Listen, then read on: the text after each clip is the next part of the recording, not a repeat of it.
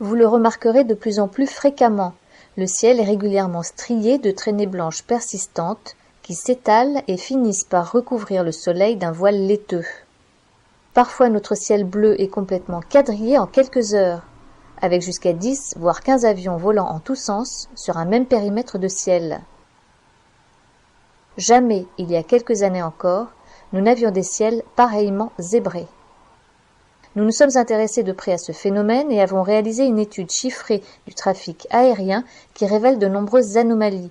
Nous vous la soumettons dans ce module, après une vidéo éloquente du ciel frétois réalisée par jour d'épandage. Nous sommes le 10 avril 2015 à La Frette-sur-Seine dans le Val d'Oise. Une belle journée s'annonce. Le ciel est bleu tôt le matin. Un avion, un deuxième avion. Remarquez la longue traînée que celui-ci laisse dans le ciel. Les avions se succèdent. Rapidement, le ciel change totalement d'aspect. En quelques heures, notre ciel bleu est entièrement quadrillé. À l'arrière de la maison, mais également à l'avant. Ces traînées chimiques persistantes, nommées chemtrails, s'opposent aux contrails, traînées de condensation qui sont courtes et éphémères. D'après de nombreuses études et prélèvements, ces traînées sont composées de métaux lourds, aluminium, barium, strontium, extrêmement néfastes pour l'environnement et pour la santé. Les microparticules pulvérisées ne restent pas en suspension, elles se diffusent durant plusieurs heures, voire plusieurs jours. Nous les inhalons, elles se fixent dans nos poumons, nos muscles, notre cerveau. Sur les quais de Seine, la mairie baigne dans une atmosphère irréelle, entourée d'un nuage cotonneux fait de multiples traînées qui s'étalent et voilent entièrement le soleil. Toute la journée, des centaines d'avions se succéderont dans un grondement incessant.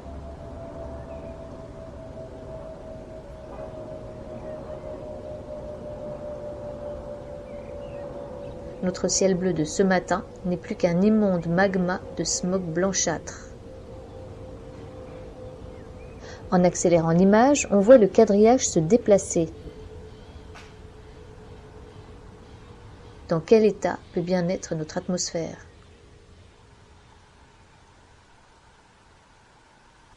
L'une des phrases génériques qui revient lorsque l'on aborde le sujet des traînées d'avions est « C'est normal, c'est la pollution des avions, ils sont de plus en plus nombreux ».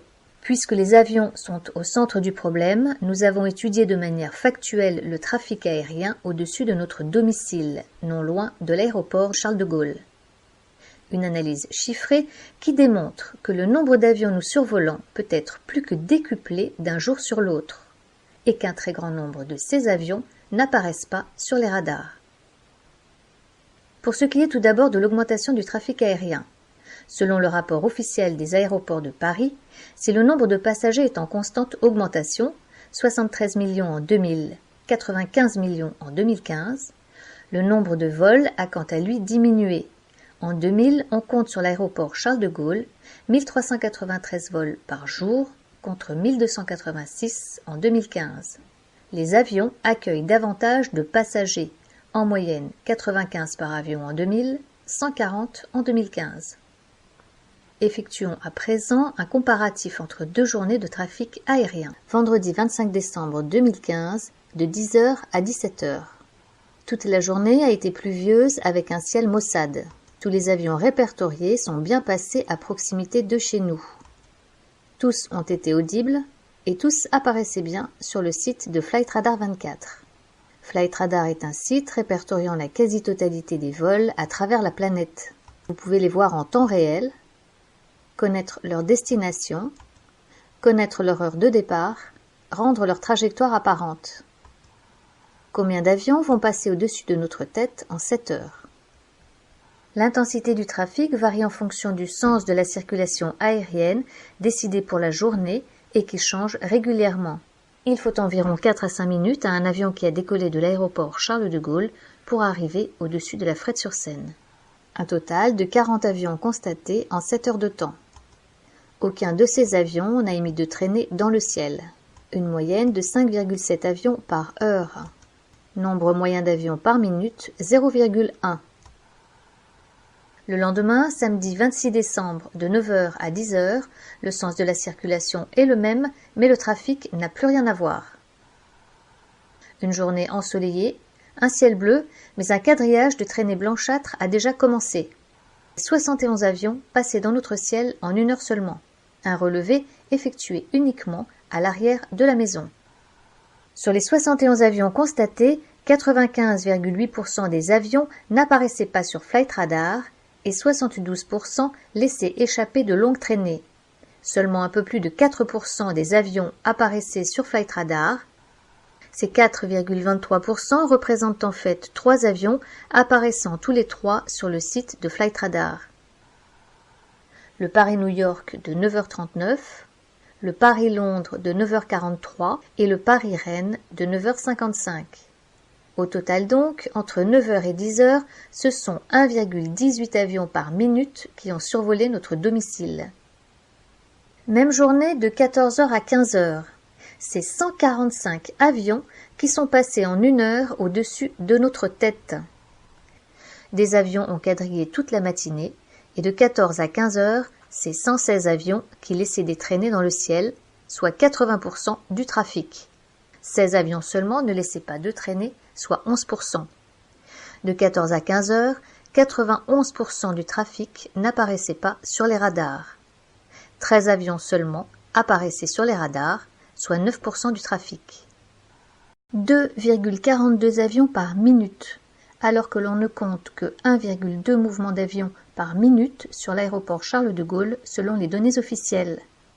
145 avions par heure, alors que l'on ne compte que 71 mouvements d'avions par heure sur l'aéroport Charles de Gaulle selon les données officielles.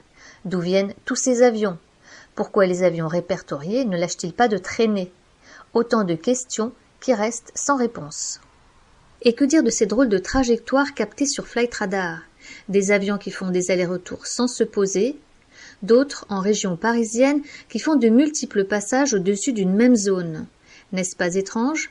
Qu'est-ce que cela signifie? Enfin, 2 photos satellites montrant des zones d'épandage ciblées, dont une au-dessus de la Bretagne. Voici le ciel bleu qui devrait être le nôtre lorsque le temps est dégagé.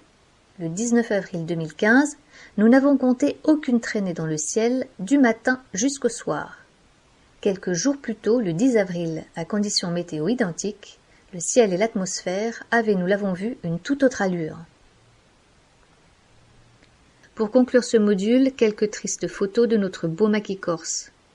Le 15 juillet 2015, le ciel habituellement toujours bleu a été pulvérisé toute la journée et une partie de la nuit. Nous n'avions jamais vu encore un tel phénomène en Corse. Ces opérations d'épandage ne sont pas récentes, elles ont débuté dans les années 90 à 2000. En revanche, elles sont de plus en plus fréquentes et généralisées, de jour comme de nuit. J'ai eu l'occasion de photographier des ciels quadrillés un peu partout en France, mais également à l'étranger. Ici à Osgore, dans les Landes, là à Lausanne, au-dessus du lac Léman, régulièrement pulvérisé. La question a été abordée au Parlement européen, à l'ONU dès 2007 et posée à l'Assemblée nationale en 2013 par un député français. Mais les réponses, lorsqu'il y en a, sont loin d'être satisfaisantes. Ces traînées ne seraient encore et toujours que de la vapeur d'eau. Quant au service de météorologie, il se contente d'évoquer insidieusement l'apparition dans nos ciels de cirrus d'un type nouveau. Pourtant, dans les zones particulièrement ciblées par les épandages, les dégâts sont d'ores et déjà mesurables. Ces épandages sont suspectés de provoquer des problèmes respiratoires, asthme, allergies, dérèglements gastriques, affections de la peau, anxiété, fatigue, dépression, difficultés de concentration, dégradation du système nerveux, mais également une recrudescence des maladies d'Alzheimer et de Parkinson. Dans certaines régions, les épandages sont accompagnés d'une pluie de fibres synthétiques suspectées d'être des perturbateurs endocriniens. L'écosystème est également impacté. Outre les dégâts sur la couche d'ozone, moins de rayonnement solaire au sol affecte le cycle de l'eau et la photosynthèse. Le pH de la terre est modifié, les sols asséchés et stérilisés, les incendies plus fréquents et plus difficiles à maîtriser. À titre d'exemple, ces prélèvements d'eau de pluie réalisés dans le Doubs à 16 mois d'intervalle en 2015, révélant une augmentation de 800% du taux d'aluminium dans l'eau. L'une des causes avancées pour justifier ces épandages est la gestion du rayonnement solaire et la géo-ingénierie, manipulation du climat à l'échelle mondiale. Les chemtrails seraient un moyen de créer une sorte de bouclier chimique qui filtrerait une partie des rayons du soleil, les particules d'aluminium agissant comme un réflecteur. Cependant, certains arguent que cet effet est très limité par l'effet de serre causé par la présence de ce couvercle de nuages chimiques. Par ailleurs, la thèse du réchauffement global, telle qu'on nous la présente aujourd'hui, est remise en question par un nombre croissant de climatologues. Quelles que soient les causes et les controverses, les effets de ces épandages sont réellement préoccupants. Il s'agit de l'air que l'on respire, nous sommes donc tous concernés. C'est la santé et l'avenir de nos enfants qui est en cause.